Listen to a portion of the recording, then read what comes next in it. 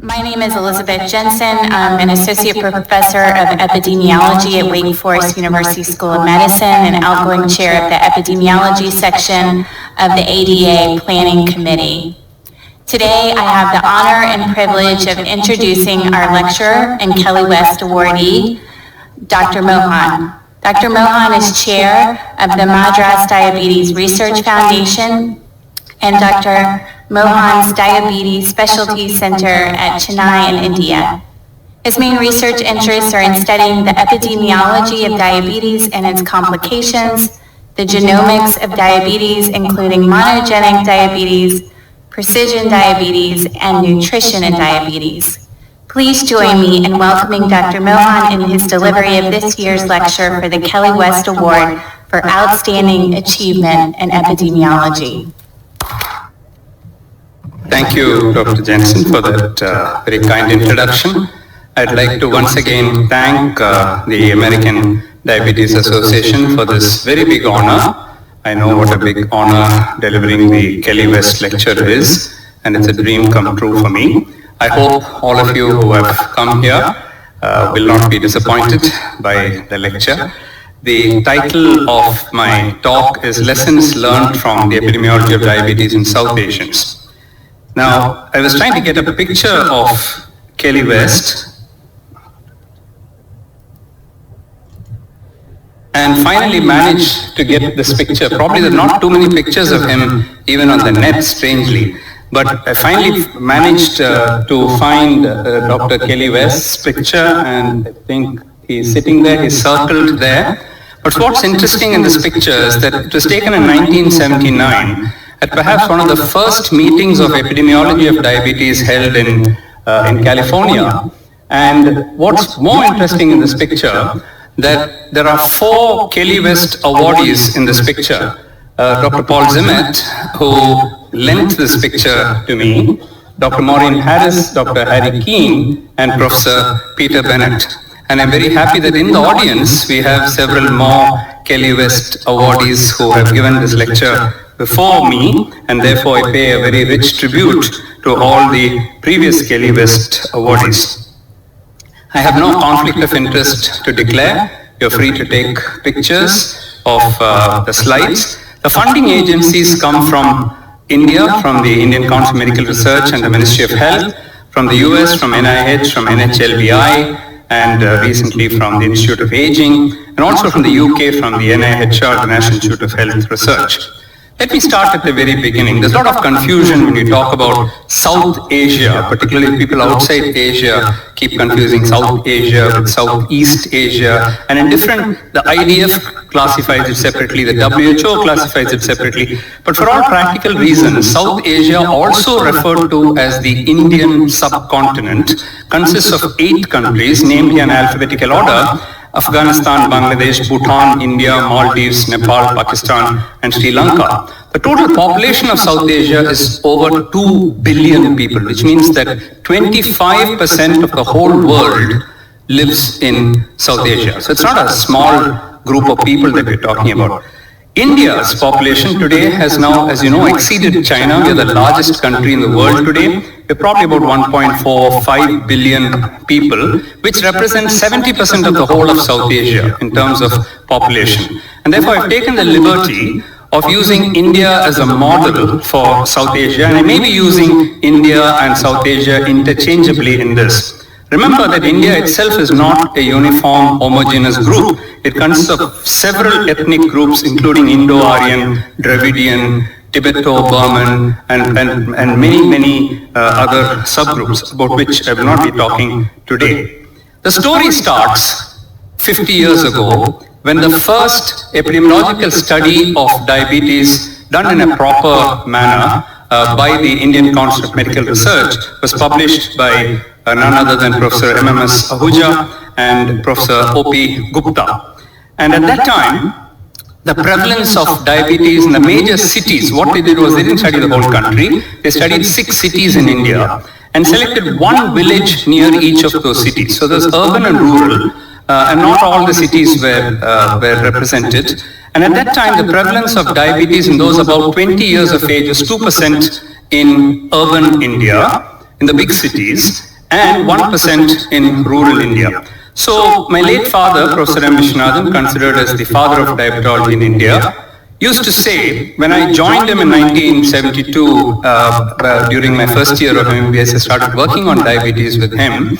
He used to say that diabetes in India is a migrant Indian phenomenon, which means that people migrate. We just had this discussion after the last session, that when people migrate from India, they become more affluent, put on weight, and they get diabetes. What's the evidence for that?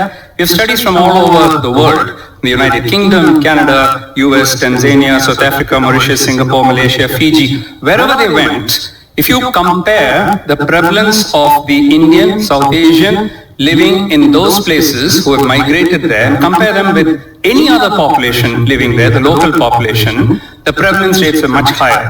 So I'm going to show you that. So the first lesson that we would learn from the epidemiology of diabetes in South Asians is that till around the year 2000, migrant South Indians, South Asians had much higher prevalence rates of diabetes than the native South Asians. And that's further exemplified in further studies. If you look at the various ethnic groups shown here, the South Asians compared with white Europeans, Chinese, Malays, Creole, Malaysians, by different studies done by different people over different time points up to the year 2000 or so, the South Asians are actually standing out. Look at the prevalence rates there, 12% compared to 3%, 12% compared to 11%, 26% in the UK compared to 7%. There's no comparison at all. It's 2, 3 or even 4 times higher. And at younger ages, the differences were even more stark. Now, if you look at this slide by Reena Oza Frank, lent to me by my good friend Venkat Narayan, who's also in the audience, very striking results in this particular slide. Now, this looks at the United States, where, since we are here, we are very interested to see, let's divide the prevalence rates of people who have come to the United States from different regions of the world and who has the highest prevalence of diabetes. And shown here also to explain this in a little more detail, green is normal, blue is overweight people, and red is obese people.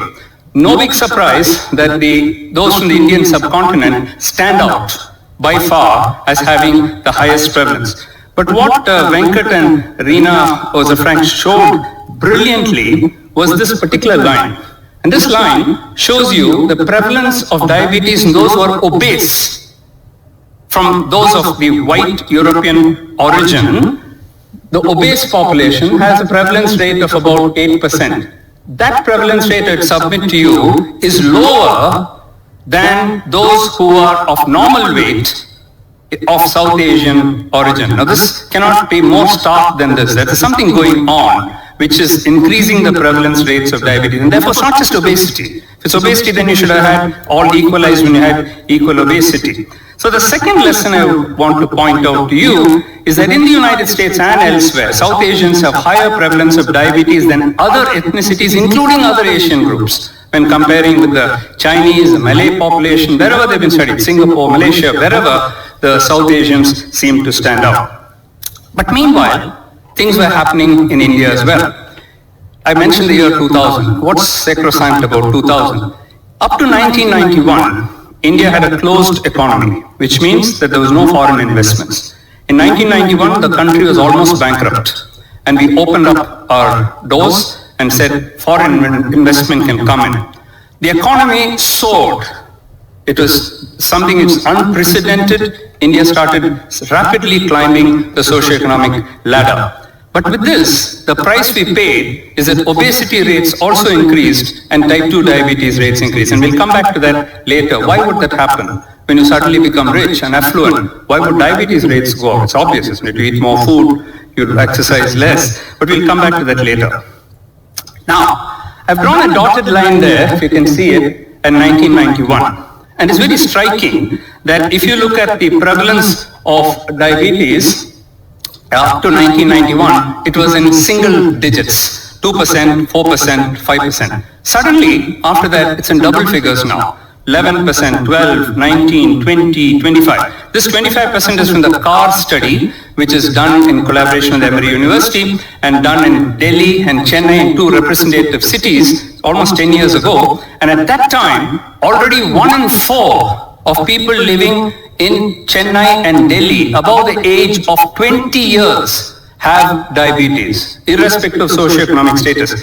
And I'll come back to that. At age 50, it's almost 50% of people living in the cities. And I'll come back to that in a minute. So now the time had come to revisit my father's migrant South Asian or migrant Indian phenomenon. Is diabetes still a migrant Indian phenomenon when the rates have gone up in India? So Anjali Gujral and Alka Kanaya, Venkat Narayan and a group, what we did was we compared the prevalence of diabetes in the Bay Area in California with, and there's mostly Indians there, with Indians living in Chennai, my city. In red is shown the prevalence of diabetes in Indians in Chennai, and in yellow, the Indians in San Francisco. Irrespective of the age group, whether it's 40, 50, 60, at all age groups, the prevalence rates of diabetes now in Chennai, in my country, are much higher than the migrant Indians living. And that's why I made that statement in the previous session that you can't generalize. And so something is happening that maybe the affluent, more affluent people living in San Francisco are looking after themselves better, whereas in India it's still taking off, but that it's no longer true that it's a migrant Indian phenomenon. And that's the next story that we learn. That in 40 years, the clock has come full circle. Diabetes rates in native South Asians, urban South Asians, are now higher than the migrant South Asians. Meanwhile, there's a young lady sitting in the audience in the fourth row from here, the second, who is a beautiful young lady who happens to be my daughter. She came to me and she said, you know, Papa, you're making all these observations based on one city. So Chennai is not India. He said, but Chennai is India. He said, yeah, but Chennai is not India. Chennai is only part of India. So I said, what are you coming to? She said, you have to study the whole country. You have to study whole India. And I said, who's going to do that? You know? So she said, I'm going to do it.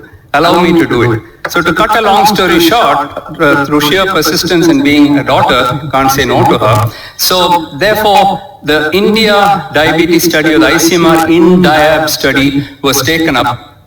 Perhaps the most ambitious epidemiological study ever done, because India is actually bigger than Europe. And India is definitely more complex than Europe. India has more languages than Europe. India has more cultural barriers than Europe. And therefore, doing a study like that can be nothing less than a nightmare.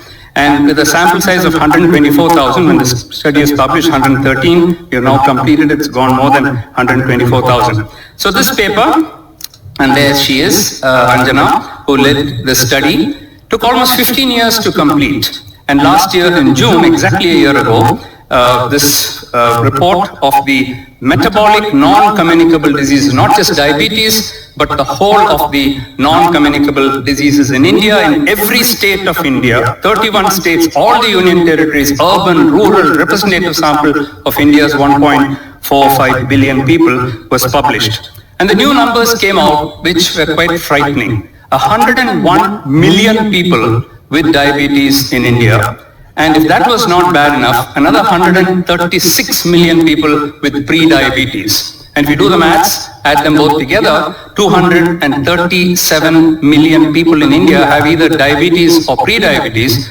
I would put it to you that there are not too many countries in the world which have that population. Probably the number of people in India with diabetes and pre-diabetes as a country probably be the fourth or fifth largest country in the world. So that's the number of people whom we have. And just keep that in perspective when you have to deliver healthcare to all of them. But let's move on.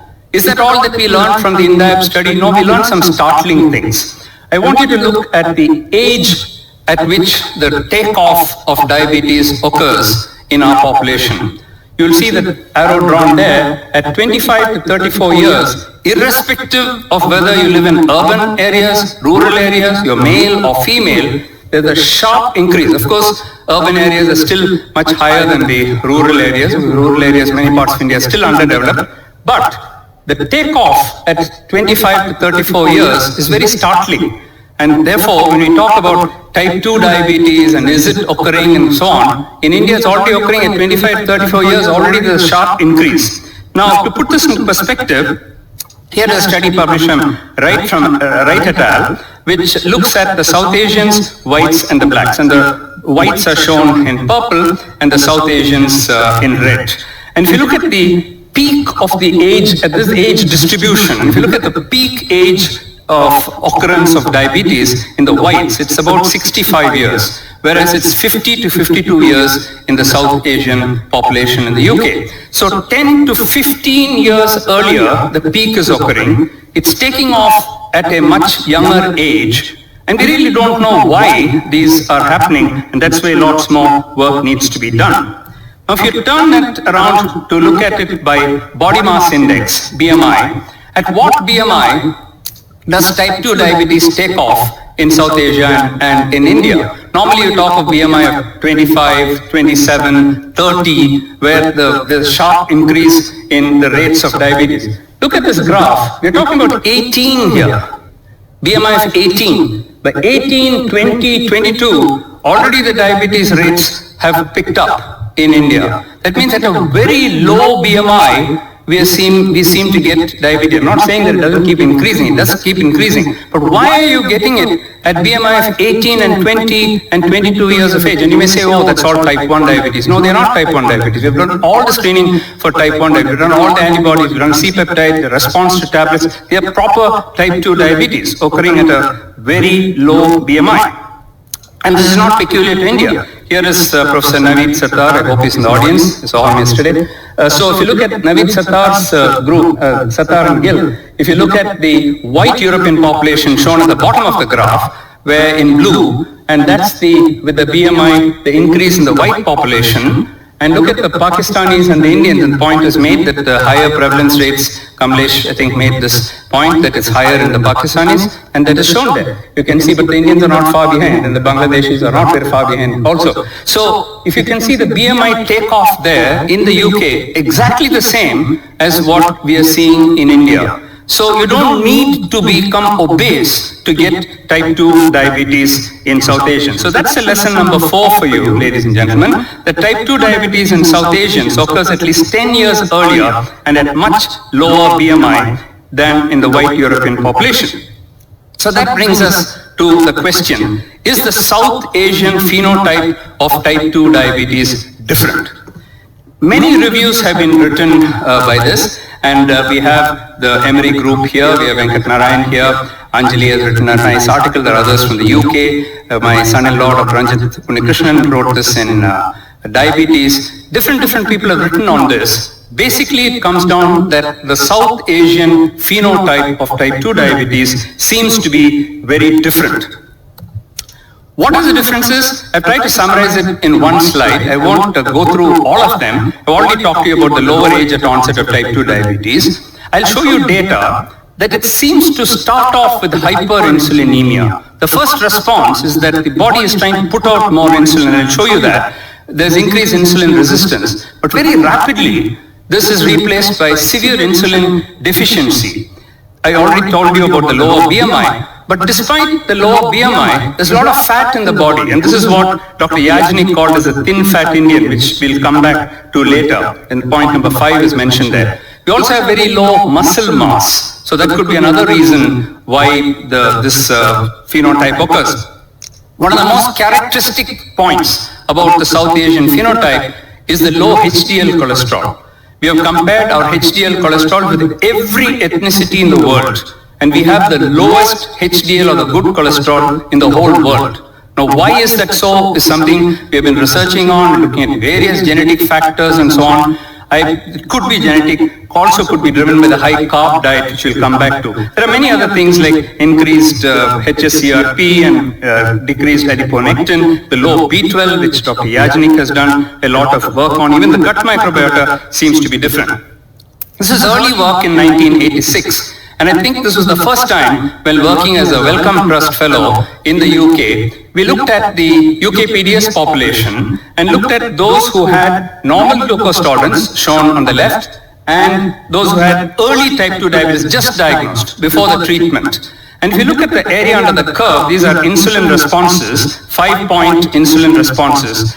Even in those who have normal glucose tolerance, on the left, all those individuals, both the Asian Indians and the Europeans, had normal glucose tolerance. But to maintain that normal glucose tolerance, look at the insulin levels in the Indians. So much higher insulin response to keep the glucose level lower.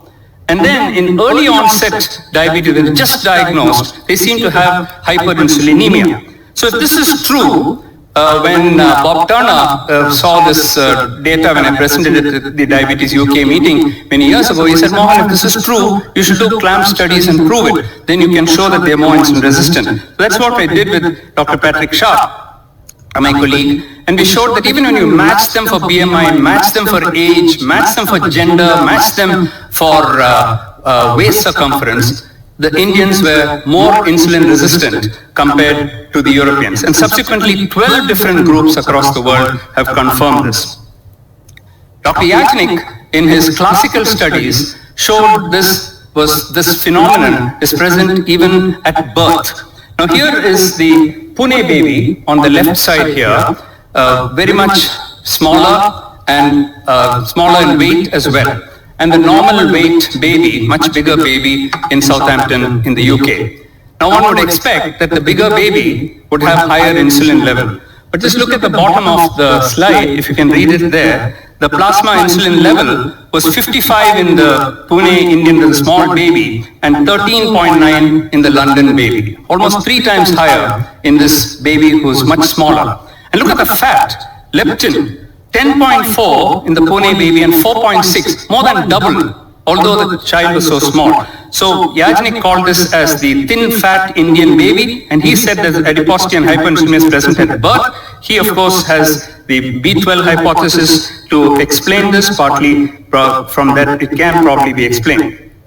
At this meeting 2 days ago, I had the pleasure to listen to Dr. Sheila Maggi, who is here in the audience, and she kindly lent me her slides. Now what she's doing is she's studying children, adolescents, and she's studying people of 3 different groups: the South Asians, the African American origin, and the white Caucasian population. Now these are children who don't have diabetes. And if you look at the insulin secretory rate, much higher in the South Asians, and if you look at the insulin sensitivity, much lower in the South Asians at this point when they have not yet developed diabetes. She also showed that for every 1 square centimeter increase in visceral fat, there's an 82% increase in the insulin secretory rate. So what the body is trying to do is to cope up, is hyper-secreting insulin. But obviously with some kind of a genetic or ethnic susceptibility, it can't last long. And that's why very quickly they get into diabetes.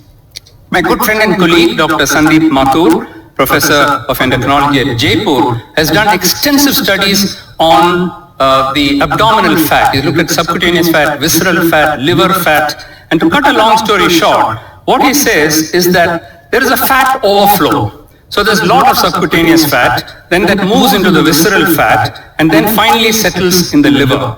So he says that it is finally the liver which is the problem, and that's where the maximum ectopic fat resides. This was confirmed in a meta-analysis done by many others, including Dr. Alka Kanaya, Jason Gill and Anjali and others, where they have looked at the various studies which have looked at fat, subcutaneous, visceral fat and liver fat, and they also conclude that South Asian men and women appear to store more ectopic fat in the liver compared to the white European counterparts with similar BMI levels.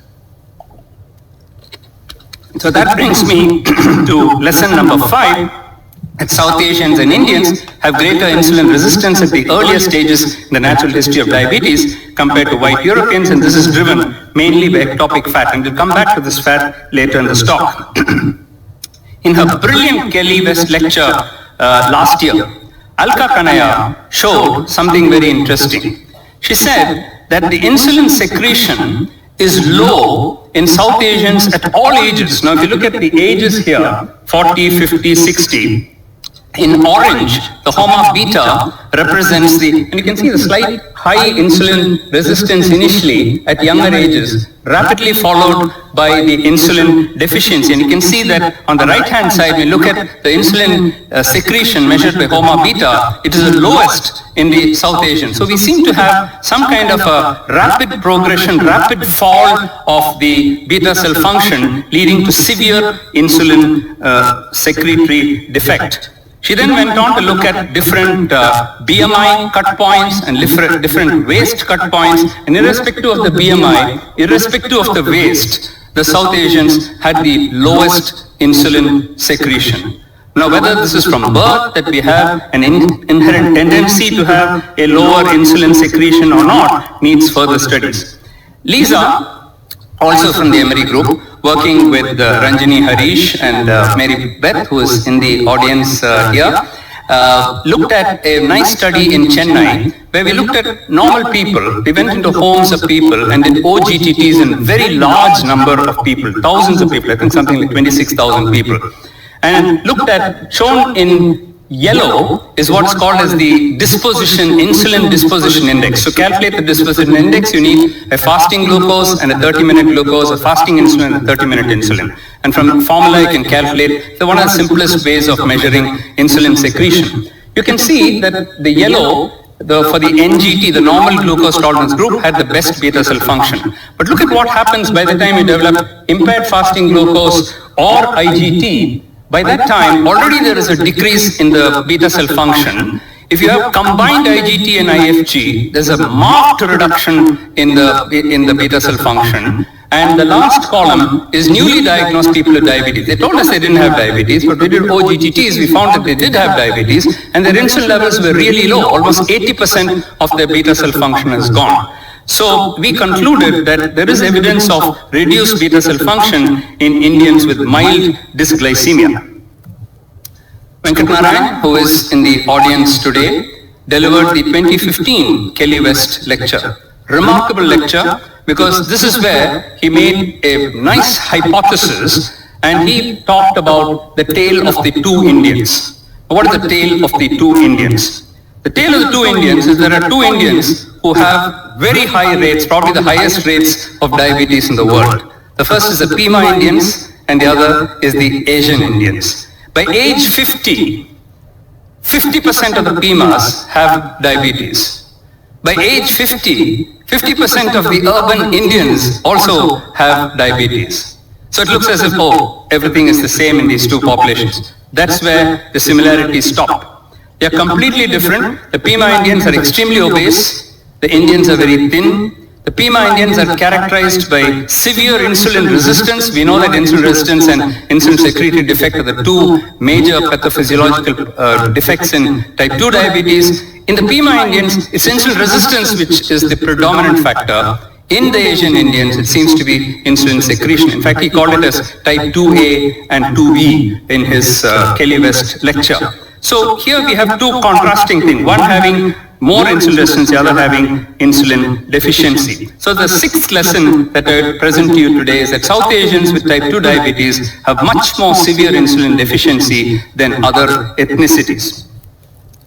Around 4 or 5 years ago, this wonderful sub-classification of type 2 diabetes by Leaf Group and Emma Elquist was published, which actually told us what we knew for a long time, but put in very concrete terms now, that all type 2 diabetes is not the same. You can have some people who are more insulin deficient, some people are more insulin resistant, and so on. The moment this paper was published, with the Dundee group, we tried to reproduce this using the same variables that the Scandinavian group had used. So we said, can we apply this to South Asians? When we tried to do this, and those interested can read this paper, what happened when we tried to use the same variables that they used, we found it was all over the place, which is quite obvious because our diabetes is occurring 10 to 15 years earlier, our BMI is lower, our waist is lower, our lipids are different, everything is different. So when we could not do it with the same cut points, we then introduced the lipids into the model. The moment the lipids were introduced, everything fell into place, and we had 4 subtypes, of which the first and the last is similar to what was described in Scandinavia, the severe insulin deficient type, which is probably one of the characteristic forms of type 2 diabetes in South Asians. At very young age, they have very low insulin secretion and they're very thin. The opposite of that is IROD, obese people who have insulin resistance, high insulin levels, and so on. But we were lucky that we were able to see a third type called as a combined insulin resistant and deficient variety. Now what is peculiar about this type is that they in fact had the lowest HDL and the highest triglyceride. While the mean triglyceride in the other three groups were around 180, the mean triglyceride in the CARDD group was about 350, more than double that of all the other groups. And of course we did have a mild age-related variety, except that it was 15 years younger. When you talk about mild age-related diabetes in Scandinavia, 65 years plus. Here we're talking about 52 years as being age-related diabetes. So there were stark differences. And if you combine the two deficient groups, almost 40% of all Indians with type 2 diabetes, and this is based on population-based study, have insulin deficiency. This clustering was later replicated in the South Asians in the UK, in the Bangladeshis and the Pakistani group, where again this combined insulin deficiency group was seen in the Pakistanis and Bangladeshis in the UK. So the lesson number 7 is that there are subtypes of type 2 diabetes in South Asians which seem to differ somewhat, with insulin deficiency being a prominent finding, and there is this unique combined insulin resistant and deficient diabetes, which incidentally is more prone to retinopathy and nephropathy. Now switching gears, what about pre-diabetes? Is this different in South Asians? What about impaired fasting glucose and impaired glucose tolerance? We know that there are two types of pre-diabetes, one with the fasting alone elevated, the other with the 2-hour alone elevated, and of course you can have the combined variety. This brilliant article published by Mary Rooney, which is the best global prevalence of pre-diabetes reported in diabetes care, they showed that if you look at the prevalence of IGT in different populations, the North American group and the South American group, people of European ancestry, had the highest prevalence of IGT. At the bottom of the table of IGT were the Southeast Asians. The South Asians were not included, the Southeast Asians were included, and the Southeast Asians had the lowest prevalence of IGT. What about IFG? It was the exact opposite. The Southeast Asians had the highest prevalence of IFG in the whole world, and those of European origin seemed to have lower. We quickly replicated this in the INDIAB study, where also we showed that the IFG in the whole country is 10%, whereas IGT is only 3.3%. So Southeast Asia and South Asia are not very different. You may ask, okay, do IFG and IGT behave in the same way? Why are I bothered, whether it's IGT or IFG? Let's look at some of the prevention trials which have been done. The famous ones which you know of, the DPP trial in the US, the DPS in Finland, the Daching study in China, and the Indian DPP study, all included only individuals with IGT. IFG was left out. So we thought here is an opportunity. So we took up what's called as the DCLIP study, and this is followed by 3 other studies, the Kerala DPP study, and the UK study, and the Japanese study, all of which included IFG and IGT. And these studies were led by Mary Beth, who is in the audience, Lisa and Ranjini Harish from our group. And this is called as a DCLIP study. And what's nice about the study is that we included people with IGT, IFG, and combined IGT and IFG. We gave them intensive lessons for prevention following the DPP model. And where not sufficient, we then added metformin as a step up in prevention. Now what was startling was that if you look at the IGT group, there was a 31% reduction in the incidence of diabetes. And if you had IGT plus IFG, it was 36%. But look at the IFG group, there was only a 12% reduction in the incidence of diabetes, which means we're not able to prevent diabetes by diet, exercise, weight reduction, and even addition of metformin. We were not able to prevent diabetes. This is the first demonstration in the world of a condition IFG, where IFG has been included in a trial, and we are saying that this behaves differently. I mentioned the other 3 studies, and Satish Tirunavkarsu from our group wrote a systematic review and meta-analysis of these 4 studies.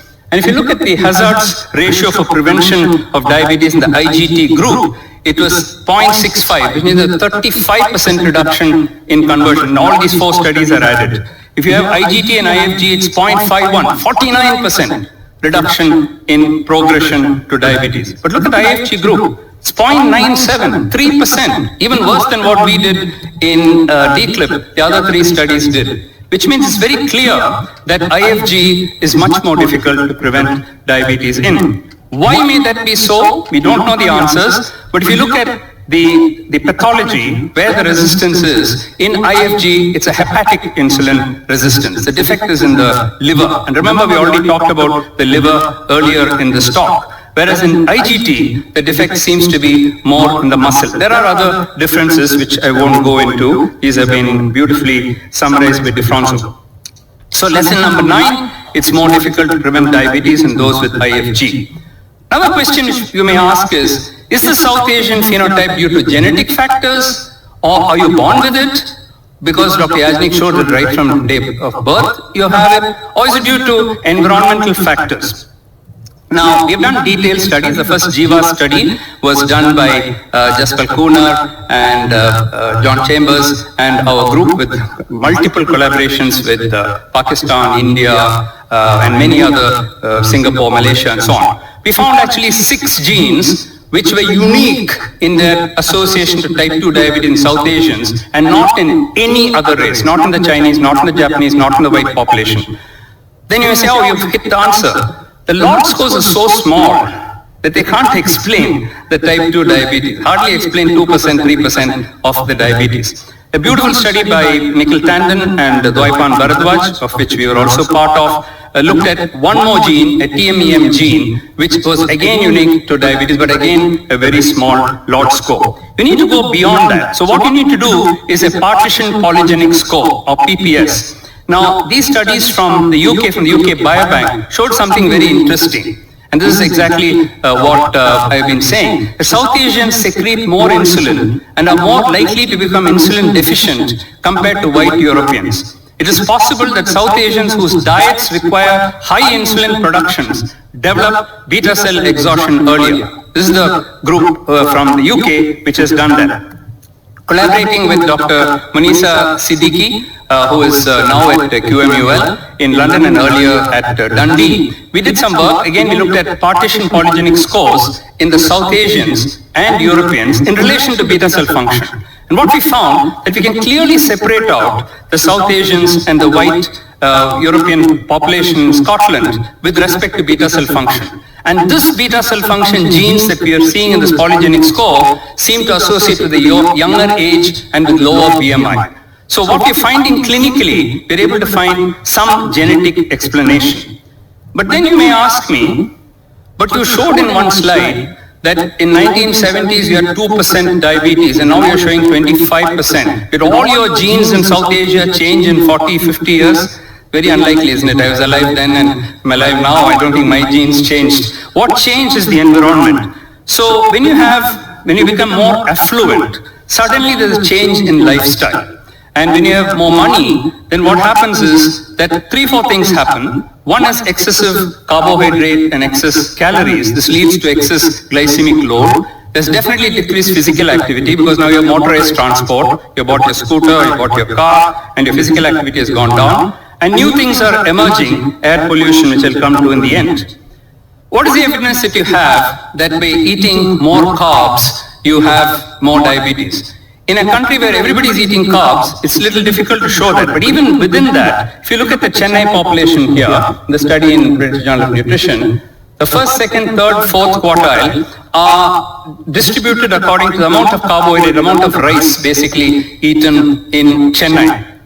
And you can see that irrespective of whether you take the carbohydrate, glycemic load, glycemic index, there is a sharp increase in the prevalence of diabetes within Chennai after correcting for all the other factors that you can correct for, like BMI or physical activity, family history, and so on. And with dietary fiber, the exact opposite, as one would expect, that you take more fiber, there's less of diabetes. But one could argue that these are cross-section studies and they have a lot of confounders which you cannot correct for. So you need prospective studies.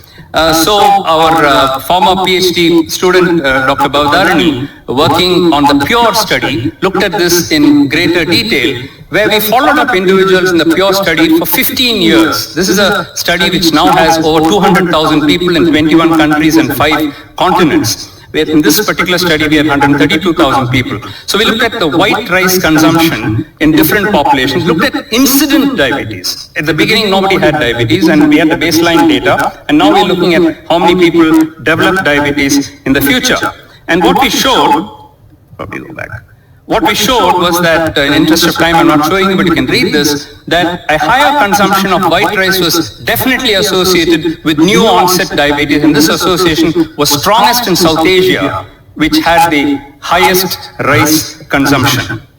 So that brings us to the question, if it is carbohydrate which is driving this epidemic, can we prevent diabetes at a population level by decreasing the carbohydrate intake? Dr. Anjana, working with a mathematician, a modeling scientist, Dr. Sheshadri Srinivasan and Mrs. Sudha Vasudevan, we worked for a couple of years on this, taking data from the entire country from the INDIAB study and asking the question. We had the data in normals and pre-diabetics and in diabetic people, and we asked the question, how much of this juggling do you have to do? How much of carbs do you have to reduce if you want to prevent diabetes? Turned out that just a 10% decrease, 10 to 12% decrease in the carbohydrate, and if you replace this with protein, particularly coming from plant protein, preferably coming from plant protein, or any protein for that matter, if you can keep the fat the same, but take the healthy fats, so you take the MUFA and the PUFA instead of the saturated fat, and increase the fiber content. Turns out that that's all you have to do at a population level. You don't have to starve people, you don't have to put people on a 600 calorie diet, which is they're not going to take for the rest of their life. You just make this little change at a population level, and you can prevent diabetes in those who are pre-diabetic, and you can also induce remission. We had in the paper different formulae for that. Now we used that actually and tested it in our cures follow-up of 10 years and looked at how many people we were able to can prevent diabetes if you follow a diet and exercise. And turns out that just with a healthier diet and increasing physical activity, 50% of new onset type 2 diabetes can be prevented, which is a lot. If half of those who are going to get diabetes you can prevent, it's great. But then newer risk factors are emerging, and we have air pollution coming up. This is a study from the CARS study with Dr. Siddharth Mandal and my good friend Dr. Prabhakaran, Doraj Prabhakaran from Delhi, who took up the lead in the study, and with Venkat Narayan's group, we have published this, showing that this is a new risk factor, never thought of at all. Just have air pollution and PM 2.5 exposure has a direct link to new onset or incident type 2 diabetes, which is good and bad. It shows that, okay, you have a bad cause of diabetes, but then there's something more to look forward to in terms of prevention. If you can prevent pollution, perhaps you can reduce some more of the type 2 diabetes. So I'd like to end, ladies and gentlemen, by trying to summarize the lessons that we have learned so far. We have learned that there is a South Asian phenotype, and this phenotype appears to be present from birth, the so-called thin fat Indian baby. It, as Dr. Yajnik showed, it continues through childhood and adolescence, as Dr. Sheila Maggi showed so elegantly. The stage 1 of this is characterized by hyperinsulinemia. The body is trying to put out more and more insulin. But then this abdominal fat insulin resistance has an overflow, it goes into the visceral area, and then it goes into the fat and produces liver fat. This produces an overload on the pancreas very rapidly, perhaps because we have a genetic predisposition to it, perhaps our islet cells are different, and we have got new studies where we are trying to look at that, and there is a rapid exhaustion of the beta cells leading to severe insulin deficiency and the South Asian phenotype. So if you're thinking of causes, well, there is an ethnic susceptibility. It could be genetic. We found some genetic pointers to that. There could be intrauterine factors. Perhaps we have to start earlier on, even before the lady gets pregnant, and improve the nutrition of the mother and the baby. But then the lifestyle factors are clearly playing a role. Excess of carbs, unhealthy fats, decreased protein, decreased fiber, and decreased exercise. And now add to that air pollution, indoor and outdoor. The solution, therefore, is to start improving the nutrition in the mother, pre-pregnancy, intrauterine. From childhood, start modifying the carbs, protein, prevent childhood obesity, prevent the accumulation of fat. I was seeing some posters today where even in children there's so much of fat. If you do fibroscans, you're seeing already fibrosis in children. So I think this is not going to end unless we take this up on a war footing. And of course, pollution. This can lead to prevention of diabetes. I'd like to end by thanking our collaborators, many of whom I'm happy to see in the audience here, Dr. Venkatnarayan, Mohali, Mary Beth, Shivani, and my colleagues from India, Dr. Nikhil Tandon, Prabhakaran, Dr. Yajnik, and the whole team from Emory University. We also have Alka Kanaya, Sheila Maggi in the audience. My other collaborators, Dr. Salim Yusuf from the Pure Study, my collaborators from Dundee, Scotland, Dr. Colin Palmer and Ewan Pearson, John Chambers from the Imperial College, Muniza from QMUL, UK. And of course, by the various investigators, we have 31 states in India, and each of those states had PIs. Dr. Shashank Joshi is here, and many others. Dr. Banshi Sabu is here, and all of them have been great leaders who made this almost impossible study. In fact, the study was so challenging that Lancet Diabetes said, write an article about how you did this study. And we wrote an article on how we did this study, a full article. You know, it's so challenging. They said other people should know if they want to study in Africa or something. And I can see Martha waving her hand from there. Okay. And all the other states as well, big thank you to all of you. My MDRF team, I cannot but thank my late wife, Dr. Rama, who passed away, but she was my companion and collaborator from the beginning. If I were to kind of dedicate this lecture to somebody, it will be to my daughter, Dr. Anjana, because she did the ICMR INDIAB study, almost an impossible study to pull off, and I think a lot of things we have learned and still a lot more to come from INDIAB, and a whole lot of colleagues who are sitting here in MDRF. I want to end with this. Orlando seems to be a lucky city for me. On June 25th, 2018, almost 6 years to the date, only 2 days different, I received the Harold Rifkin Award from Dr. Jane Roish, President of the American Diabetes Association. And this morning, I was very privileged to receive the Kelly West Award from Dr. Patty Abramsky and Dr. Mandeep Bajaj, Presidents of the ADA. I don't know what it has to do with Orlando. It seems to be a lucky city for me. So I was telling them, and they told me about this award, why don't you bring it every year to Orlando?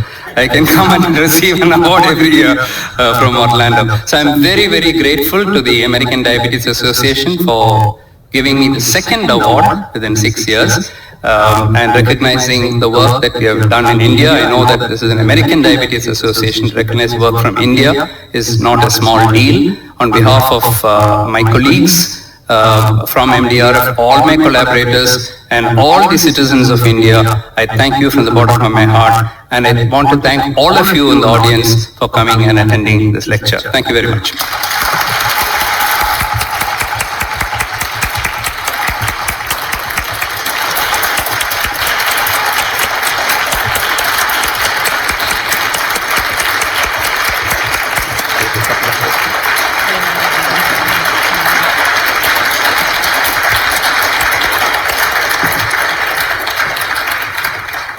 Thank you, Dr. Mohan. That was an incredible lecture and such a wonderful distillation of all the literature. And thank you for all the work that you're doing.